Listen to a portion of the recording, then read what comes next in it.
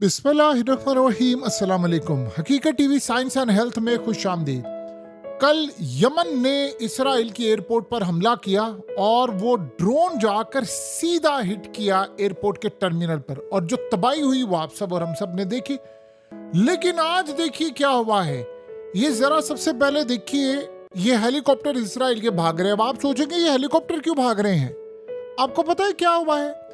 Yemen ने drone मारा है डिमोना पर। इसराइल के न्यूक्लियर पावर प्लांट नहीं है, इसराइल का जहां एटमी प्रोग्राम है, उस एटमी प्रोग्राम डिमोना पर ड्रोन मारा है और यमन ने कहा है हमने सक्सेसफुली हिट किया है। और आप देखिए हेलीकॉप्टर पीछे भाग रहे हैं क्योंकि वो ड्रोन उड़ता जा रहा था, लेकिन हिट करने के लिए उसको डिफेंस सिस्टम ने डिटेक्ट ही नहीं किया।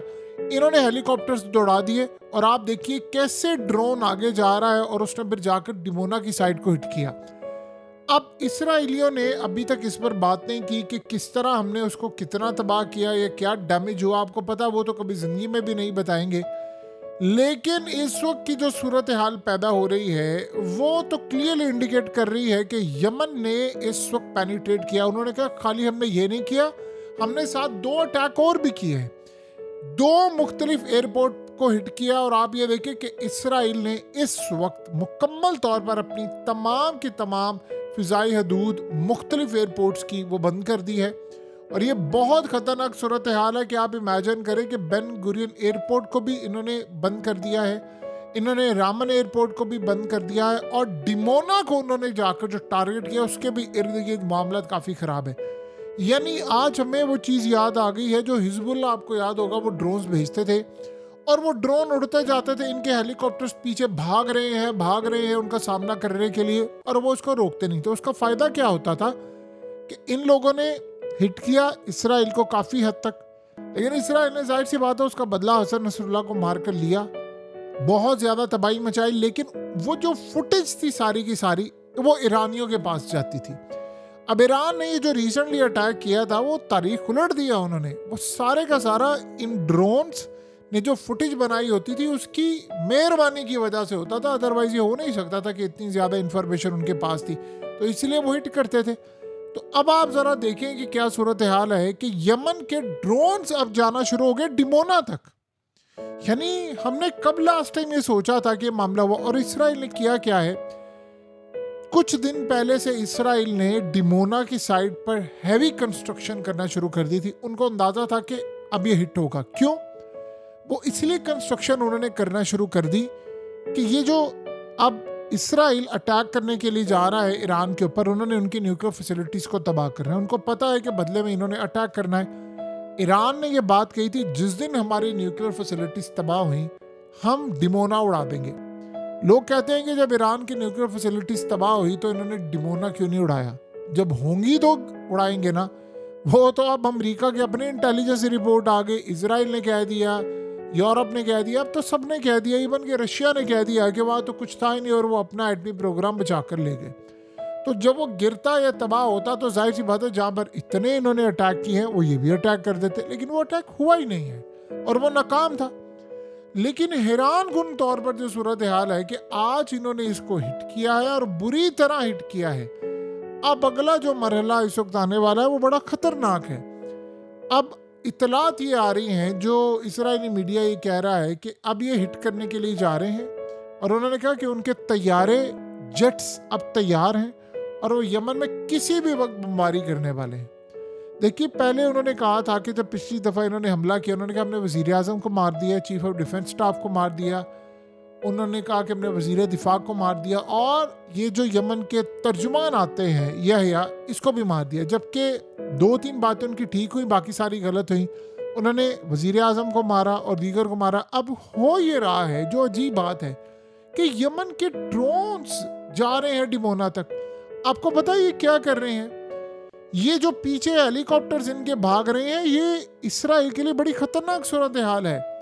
आप इसको ना देखिए, उन्होंने छोटी जगह हिट किया है, बड़ी जगह हिट किया, वो डिमोना के ऊपर से उड़ा है और वो नीचे सारी फुटेज बना रहा है, और वो सारी फुटेज ईरान के पास जा रही है।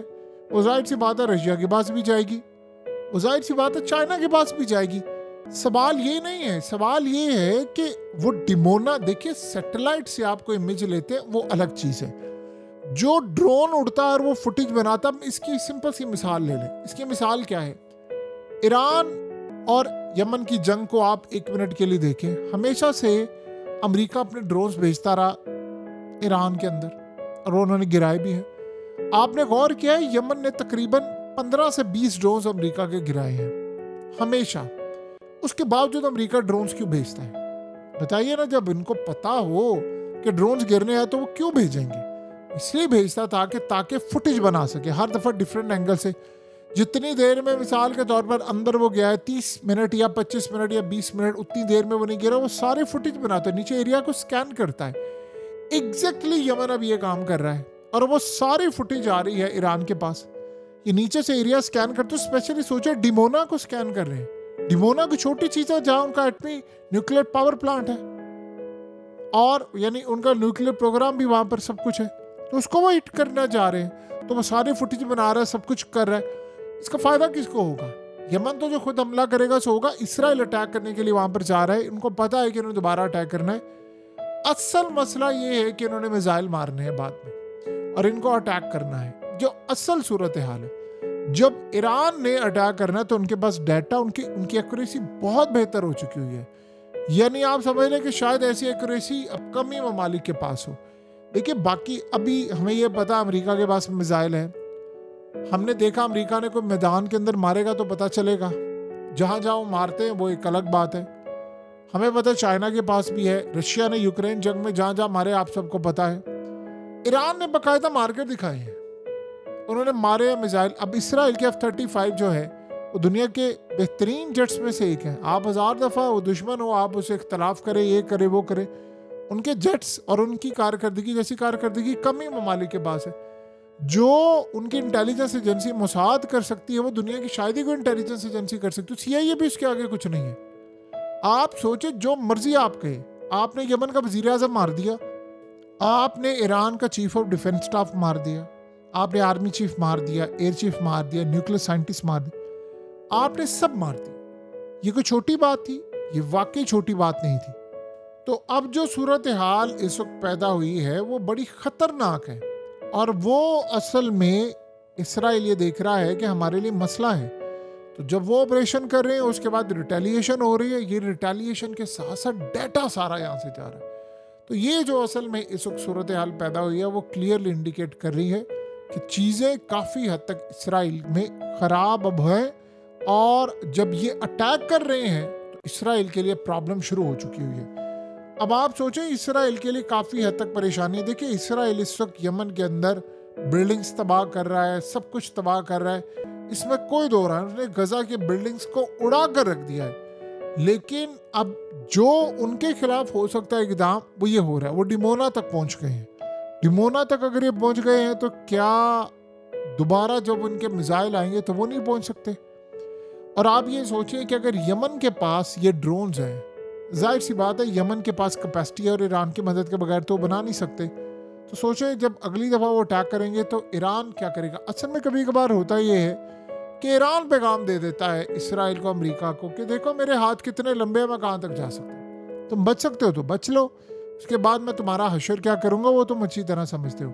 तो ईरान अब असल में अपनी ताकत का इजहार भी कर रहा है यमन के ज़रिए और वो ये बता रहा है कि तुम हमारी तरफ आओगे तो हम जाएंगे। आपको पता है आप ईरान के किसी भी शख्स से बातचीत करें तो वो आपको बताएगा कि हमें जो लग रहा है कि महीने डेढ़ में या चंद हफ्तों में, चंद दिनों में एक बड़ी जंग छिड़ने वाली है। क्योंकि इसराइल का जो मिशन है वो ईरान की तबाही वो समझते हैं कि बगैर पूरा नहीं है और ईरान को अब बचाना ईरान की अपनी तो जिम्मेदारी है, आयतुल्लाह को भी बचाना जिम्मेदारी है, लेकिन चाइना और रशिया की भी बहुत बड़ी जिम्मेदारी है। तो ईरान अब जो सूरत हाल पैदा कर रहा है, देखिए ईरान ने बहुत बड़ा लैंडमार्क इस वक्त कायम किया है और आपको पता है कि आज ईरान के मीडिया में इंडिया के खिलाफ भी बातें हो रही हैं और वो कह रहे हैं कि इंडिया ने जो गजा के अंदर तबाही हो रही है उसके बावजूद इन्होंने बड़ी तादाद के अंदर इसराइल के साथ डील फाइनलाइज कर ली है। तो उन्होंने कहा कि पूरी दुनिया का गुस्सा इनकी तरफ है। सो लिहाजा अब आप ये सोचें कि इसराइल बहुत बड़ी तादाद में जर्नलिस्ट मारे, तकरीबन 250 के करीब सहाफ़ी वो मार चुका है ये गजा जंग में। दुनिया में किसी भी मुल्क में इसका 0.1% भी होता तो आप सोचें क्या हाल होता। आप यही अंदाज़ा लगा लेना कि अगर रशिया किसी बिल्डिंग को तबाह करता है तो पूरे यूरोपियन मीडिया पर तूफान बरपा होता है, लेकिन इसराइल को बिल्डिंग गिरा दे तो आप सोचिए उस पर कोई बात भी करने को तैयार नहीं है।